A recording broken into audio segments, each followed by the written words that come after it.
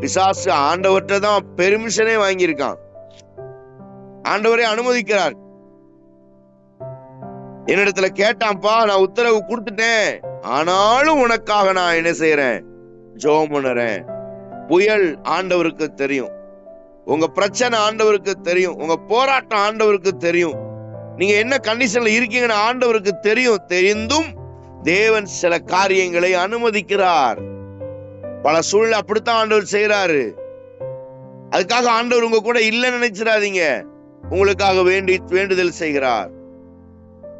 அருமையான தேவனுடைய பிள்ளைகளே, உங்களுக்காக வேண்டுதல் செய்கிற ஒரு தேவனை நீங்கள் ஆராதிக்கிறீர்கள். சாத்தான் எவ்வளவு உங்களை புடைப்பதற்கு, சுலகினால் புடைப்பதற்கு உத்தரவு வாங்கி கொண்டாலும் கர்த்தர் உங்களோடு கூட இருக்கிறார். அதனாலதான் புயலின் மத்தியிலே உங்களுக்கு பிரச்சனைகள் வரும்னு தேவனே அறிந்திருக்கிறார்.